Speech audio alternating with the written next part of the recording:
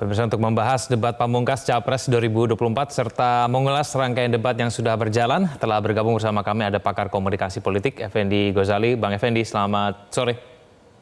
Selamat sore, Kevin. Selamat sore, para pemirsa. Ya, Bang Effendi, kira-kira nanti jalannya debat nanti malam akan seperti apa? Apakah akan didominasi oleh substansi atau gimmick, Bang Effendi?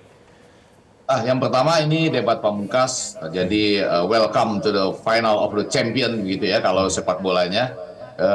Saya kiaskan sedikit sepak bola hari Minggu nih. Tapi yang kedua yang untuk langsung menjawab apa yang Kevin sampaikan tadi, ya menurut saya debat ini bagi ketiga capres ini punya posisi yang berbeda atau potensi yang berbeda. Kita tahu di luar sana, lepas dari berbagai pernyataan lembaga survei, kami menemukan bahwa masih banyak pemilih yang siap berpindah atau menunggu debat ini. Coba saja Anda interview langsung mereka di lapangan. Nah, dengan demikian posisinya menjadi berbeda. 1 dan 3 jadi Anies Baswedan dan Ganjar Pranowo perlu memanfaatkan debat ini untuk, kalau Anda ingin bahasa bagusnya, memperbandingkan, contrasting, atau bahasa lugasnya itu attacking ya, terhadap apa yang sudah disampaikan selama ini oleh 02 atau Prabowo Subianto. Itu kalau tidak dimanfaatkan saat ini, maka agak sulit mengejar ketertinggalan yang ada di berbagai survei. Itu diakui juga sebagai ketertinggalan. Sementara bagi 02 atau Prabowo Subianto lebih pada bagaimana melakukan finishing touch ya untuk menuju putaran kedua, atau saya belum melihat kalau ada yang mengatakan akan menuju satu putaran pun itu membutuhkan suatu finishing up atau finishing touch. Nah, dalam konteks itu yang sedang diuji pada Pak Prabowo ini adalah apakah dia gemoisional. Ini menarik nih, gemoisional ini saya mulai dengar dari beberapa teman-teman, artinya apakah dia kembali ke gemoynya, jadi bisa dengan tetap tenang, dingin, senyum ya, atau masuk ke emosional kembali. Karena kalau debat pamungkas itu ada peluang nanti ada attacking dan bisa memancing emosi. Gitu, Kevin. Tapi kalau dilihat dari debat pertama sampai debat keempat, Bang Effendi, yang menjadi sorotan dan kemudian diterima dan dibicarakan oleh publik itu yang mana? Ya, saya ingin mengatakan tadi antara gimmick dan penyampaian gagasan itu tentu saja harus bersama-sama. Selama ini gimmick dan gagasan itu nanti resultantenya atau katakanlah titik temunya pada yang pertama itu seberapa layak gagasan-gagasan itu dikemukakan secara benar, jadi akurasi. Tapi pada bagian kedua khusus sebetulnya untuk negara-negara yang relatif berkembang, lebih khusus lagi Asia dan Amerika Latin, lebih khusus lagi Indonesia, orang itu tidak boleh juga menyerang terlalu tajam dalam bentuk gimmick maupun dalam angka-angka. Jadi memang menyebut 11 dari 100 pada waktu itu dianggap terlalu tajam. Tapi menggunakan gaya gini-gini nih, yang belum pernah saya lihat di dunia itu, menemukan jawaban dari Prof. Mahfud itu juga sangat tajam gitu. Nah, ini kan debat pamungkas. Saya rasa nanti gabungan dari gagasan dan gimmick itu tetap akan terjadi, cuma disimpan dalam bahasa yang dalam, tinggal menunggu kapan bisa muncul greget atau letusan-letusan yang ada gitu. Bang Effendi, melihat tema hari ini, siapa capres yang paling diuntungkan dan diharapkan paling bisa menyampaikan substansinya dengan paling baik? Supaya kita tidak masuk nanti ke langsung seakan-akan siapa yang akan diuntungkan, saya mau mengatakan siapa yang paling fresh, siapa yang paling fit.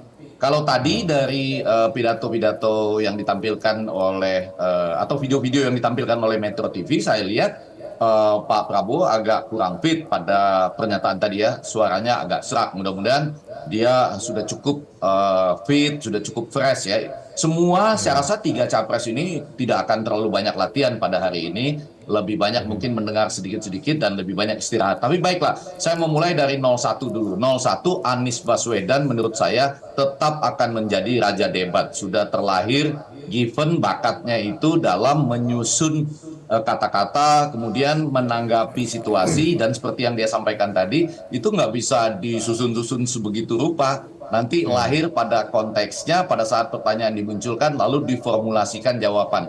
Baik ketika mendapat tekanan ataupun menyiapkan serangan-serangan yang sudah direncanakan. Hanya mudah-mudahan pada hari ini dia fit ya, mudah-mudahan hari ini dia fit karena di debat kedua antar capres saya merasa dia kurang fit ya, agak sedikit sengau bahasanya pada ucapannya pada waktu itu dan hati-hati saja untuk memperhitungkan antara rasio serangan dia dengan rasio yang disampaikan juga oleh Ganjar diimbangkan dengan juga menggunakan beberapa istilah yang tidak terlalu tajam. Jadi saya tidak berharap ada angka 11 dari 100 atau apapun itu.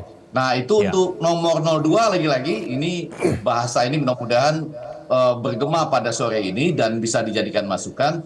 Mudah-mudahan itu tadi gemoisionalnya itu tidak terjadi.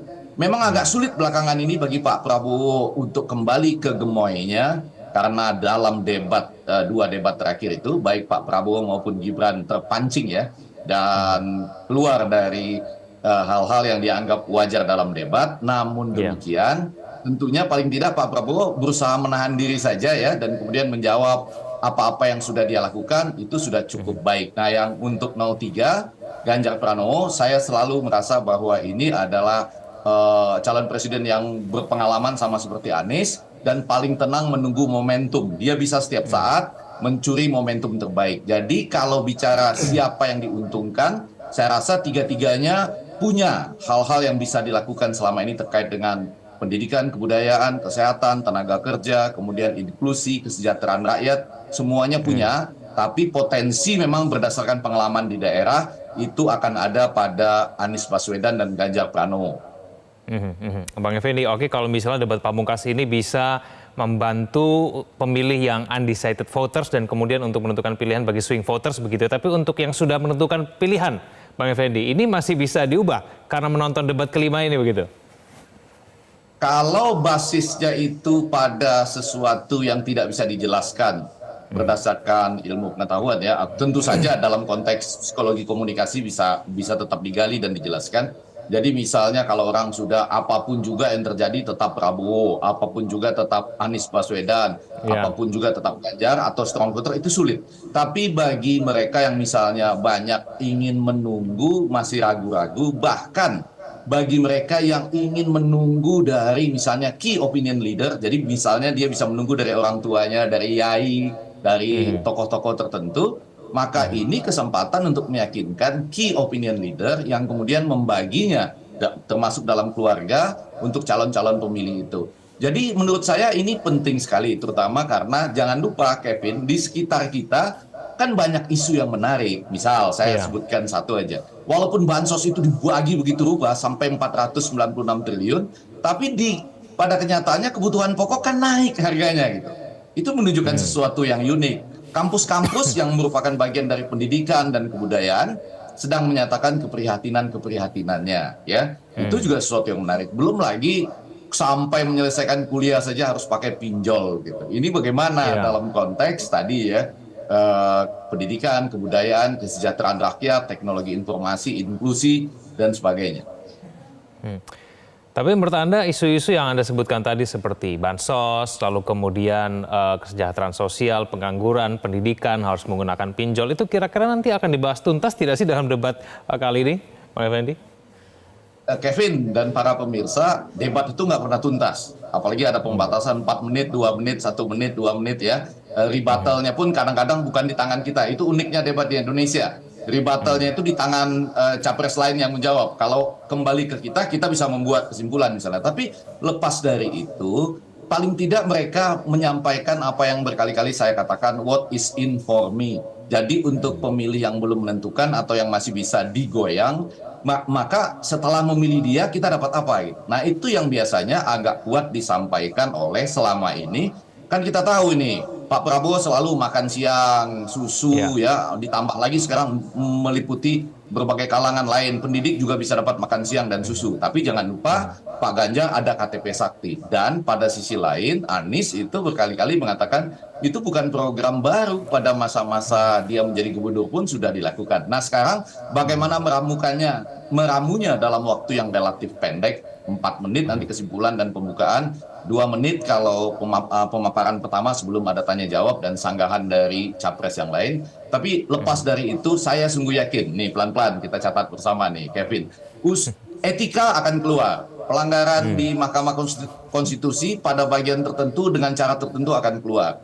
Kepedulian atau suara dari kampus-kampus akan keluar. Soal bansos yang dibagi atas nama mungkin dianggap pribadi itu juga akan keluar gitu. Pinjol jelas itu akan keluar karena ada sekian puluh juta mungkin orang yang terjerat pinjol dan perlu mendapatkan kepastian mengenai siapa yang dia pilih sebagai capres. Gitu Kevin. Ya, ya. Banyak yang mengatakan topik malam hari ini sebetulnya paling dekat dengan kehidupan sehari-hari, Bang Effendi. Apakah karena memang dekat dengan kehidupan sehari itulah kemudian ini yang paling bisa membuat masyarakat untuk menentukan pilihannya begitu dengan menonton debat malam hari ini, Bang Effendi? Ya, jangan-jangan terima kasih juga pada KPU ya. Kadang-kadang topik itu atau temanya itu ada yang agak solid ya, ketika diturunkan tetap bersatu gitu, tapi ada juga yang begitu sulit.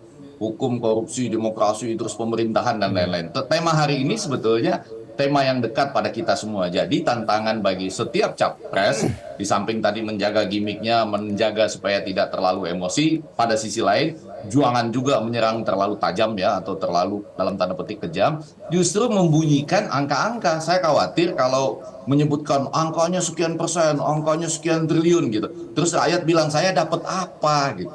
Jangan lupa loh, ini pemilih kita sebagian besar itu 72,5% itu memang pendidikannya mungkin ya belum tamat SD, sebagian SMP atau sudah SMP. Nah, ini bahasa yang pantas buat mereka dan yang langsung itu maksud saya. Jangan cuma di atas-atas dengan angka berapa persen PDB dan lain sebagainya.